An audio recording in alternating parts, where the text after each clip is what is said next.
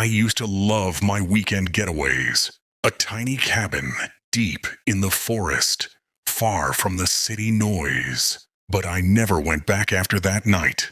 I had just fallen asleep when my car alarm went off once, twice. Thinking it was just a glitch, I kept hitting the remote to silence it.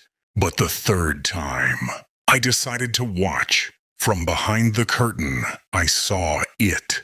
A tall, thin shadow, almost 2 meters high. It walked up to my car, kicked the tire to trigger the alarm, and then hid in the bushes. It was baiting me. It wanted me to come outside. I froze in terror. It didn't leave. It came to the house. It stared through the glass with empty black eyes and gray, ash-like skin. It tried the door handle. It growled, not like a human, but like a starving dog. I passed out from fear. In the morning, I found claw marks on the door and the handle ripped off. I drove away and never looked back. On the drive home, the radio news chilled my blood. 2 hikers were found dead in the swamp near my cabin that morning.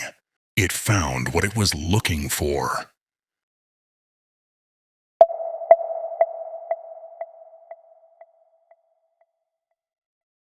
You saw the short version, the knocking, the shadow, the eyes at the window, but that was just the final chapter. Tonight, you get the full story. What led me to that cabin? What happened in the hours I can't fully remember? And why I know it's not over yet. This is what really happened. My name doesn't matter, but my love for solitude does. It's what brought me there. After another burnout year in the city, I needed silence, real silence. I found the listing for Forest Haven deep in the Pinewood Reserve. The price was suspiciously low. The owner, a man with a faded voice on the phone, only asked 2 questions. You coming alone? And you sure about the dates? The drive up should have been my first warning. My GPS flickered, showing marshland where the road was. The local radio station kept cutting in and out with static, but between the cracks, I caught a word : missing. Hikers. Search continues. I shrugged it off. Local news. I arrived at dusk. The cabin was perfectly quaint and utterly still. Not a bird, not a cricket. The first oddity was at the doorstep a small pile of dead June beetles, wings perfectly folded. A coincidence, I thought. Nature. Inside smelled of pine and old ash. I lit the fireplace, and the scent shifted subtly to something bitter, like burnt hair. On a dusty shelf, among paperback novels, was a single leather-bound journal. Inside, a yellowed newspaper clipping from 1970 to describe local folklore about the Grey Walker. A tall, emaciated spirit said to guard the old swamps. The sketch was crude, but the description tall, thin, ash-colored skin made my neck prickle. I laughed at myself. Local color. I fell asleep to the absolute silence. And then, the alarm. My eyes snapped open. One beep. A glitch. I fumbled for the remote on the nightstand and silenced it. Annoyance. Just a faulty sensor. I clicked the remote again. The silence that followed was heavier than before. That's when the fear set in. Not because of the noise, but because of the pattern. 1, 2, 3. It felt intentional. That's when I decided to watch. I crept to the window, my heart a drum in my throat. I saw the shadow. You know that part. Tall, impossibly thin. It wasn't just standing there. It moved with a terrible, deliberate slowness. It kicked my tire once triggering the alarm, and then melted back into the shrubs. My blood went cold. It wasn't trying to break in. It was studying. It was baiting. It wanted to see if the nose would draw the prey out. I froze. For minutes, or maybe hours, I just stared at that spot in the bushes. Then, I heard it. Not a footstep. A drag, like something heavy being pulled across gravel. It came to the house. It stood at the glass door. The porch light didn't hit it right. It seemed to swallow the light. Those eyes, they weren't reflective. They were voice. And the skin. It wasn't just gray. It was textured, like stone or cured ash. Its hand, long-fingered, closed round the door handle. It didn't rattle it. It tested it. Then it leaned in, and I heard the growl, low, guttural, rising from a place that wasn't a throat. The sound of starvation and deep, ancient anger. That's the last clear memory. The terror overloaded my system. I didn't just faint, I felt a part of my mind detach, a defense mechanism. But I didn't fall completely unconscious. I entered a state of paralyzing haze. I was on the floor. I could feel the cold wood against my cheek. I could hear. I heard the door creak open. I heard the drag of its feet on my floorboards. I felt the temperature drop. I felt a presence kneel beside me.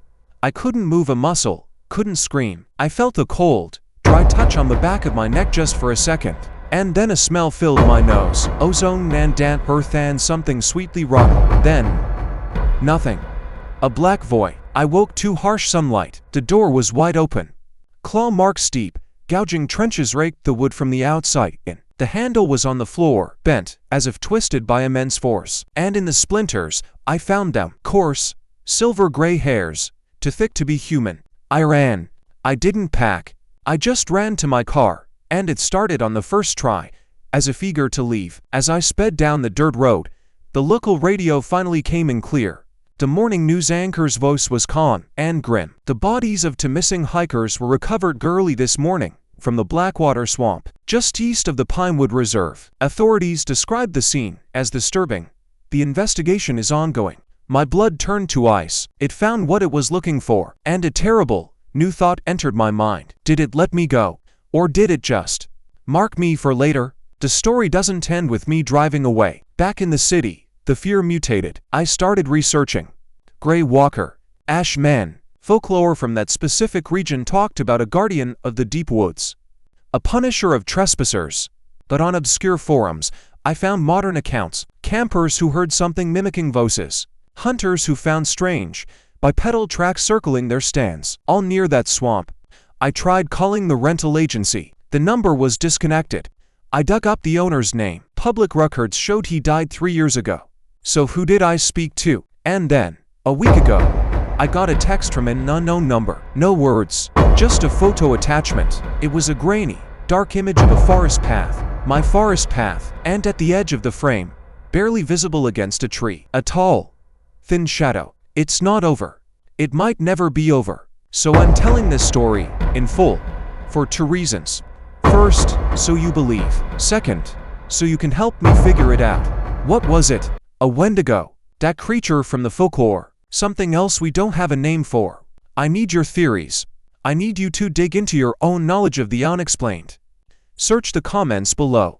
Let's discuss the most compelling theory. I'll follow upon it. I'll do the research. We'll uncover this together, because it's still out there. And the silence is never just silence anymore.